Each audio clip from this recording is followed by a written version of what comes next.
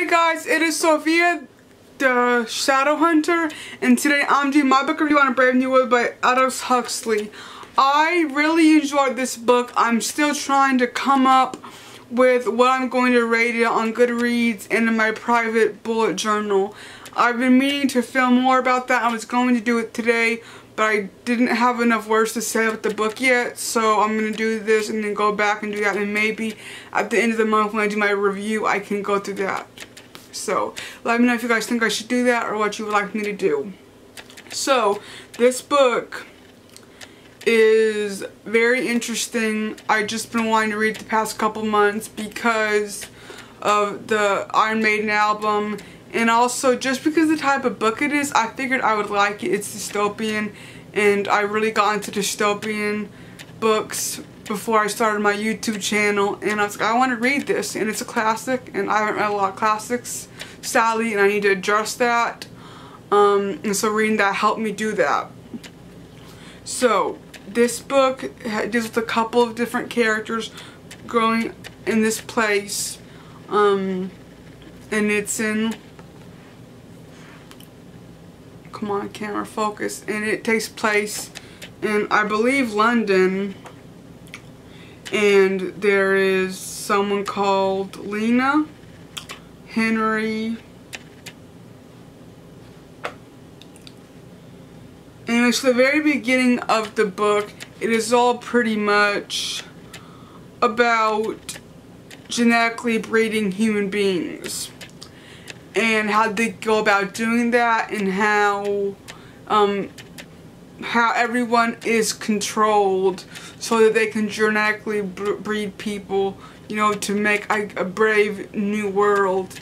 And I think one of the ideas behind the idea of this book that I got from it is that this is called A Brave New World. And I think one of the characters, which I'm going to read some of the lines that I really enjoyed from this book in a few minutes, is that even when people create a brave new world or their new society, like we all want to do, we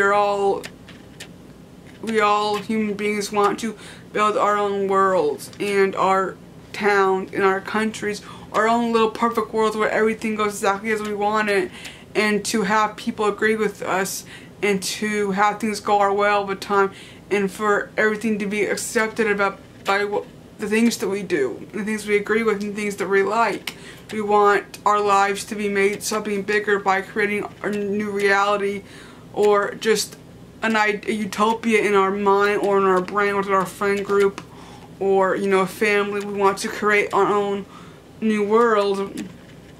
And whenever, you know, people try to do that, and they do, there's in history we have seen disasters strike from that. And I think that when we write these books, you know, this happened, you know, he wrote this in the 1930s, you know, right before World War II happened, and, you know, in between World War I.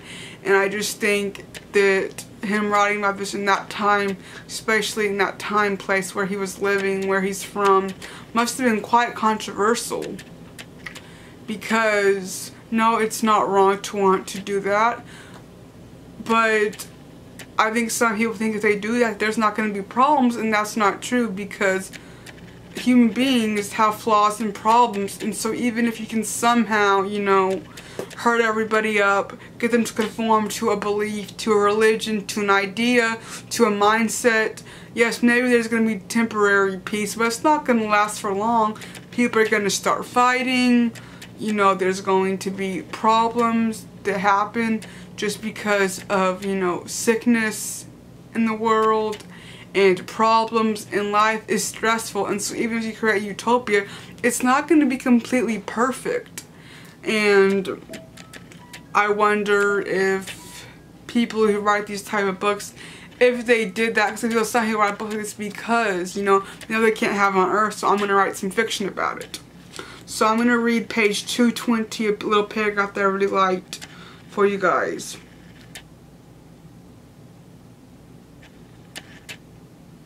Wait, that's too far. Okie dokie, here it is. He says, You can't make tragedies without social instability. The world's stable now. People are happy. They get what they want and they never want what they can't get.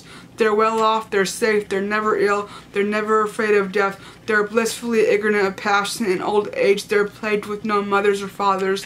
They've got no wives or children or lovers to feel strongly about. They're so conditioned that they practically can't help behaving as they ought to behave. And if anything should go wrong, there's Soma, where you go and check out the window in the name of liberty. Mr. Savage, liberty, he laughed, expecting Duchess to know what liberty is, and now expecting them to understand Othello, my good boy. The savage was silent for a little. All the time he insisted obstinately, Othello's good, Othello's better than those feelies. Of course it is, the controller agreed, but that's the price we pay for stability. They've got to choose between happiness and the people they used to call high art. We're sacrificed to high art, we have the feelings and the scent organ instead. So that was kind of my idea, you know, that, yeah, the controllers have done these things, you know, creating, breeding humans in a specific way, and now these people, they don't have fathers, they don't have brothers, they don't have sisters, they don't have feelings, they don't have liberty, and they don't have freedom. So for people who really think, you know, they want to create that type of world from themselves here on America, here on Earth, there's so much they're losing at the same time. They're losing their freedom. I mean, just think about it during the revolution. You know, people fought to get religious freedom, and now people would like, you know, everything to be, you know, we wish, you know, we all could agree on how we want the country to be run and the type of president we want. But no one's going to agree on anything. And even if you control people so much, there's going to be so much problems from it.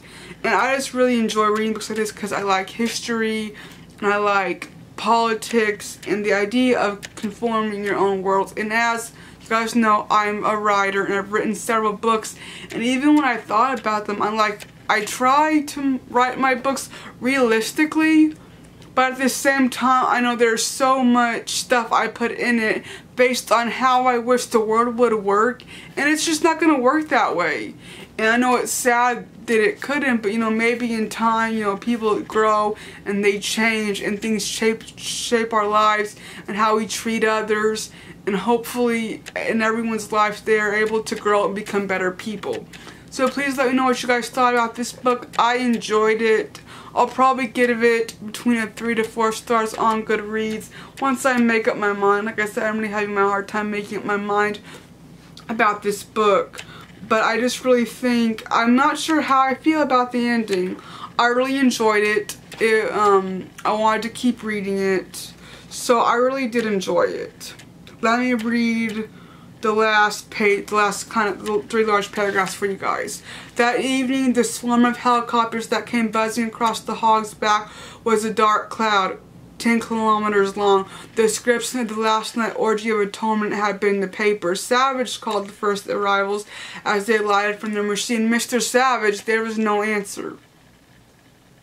Mr. Savage, there was no answer. The door of the lighthouse was ajar. They pushed it open and walked into the shuttered twilight. Through an archway on the further side of the room, they could see the bottom of the staircase that led up to the higher floors. Just under the crown of the arch dangled a pair of feet. Mr. Savage, slowly, very slowly, the 2 unhurried compass needles. The feet turned towards the right and northeast, southeast, south, southwest, then paused. And after a few seconds turned as unhurriedly back towards the left, south, southwest, the south, southeast, east.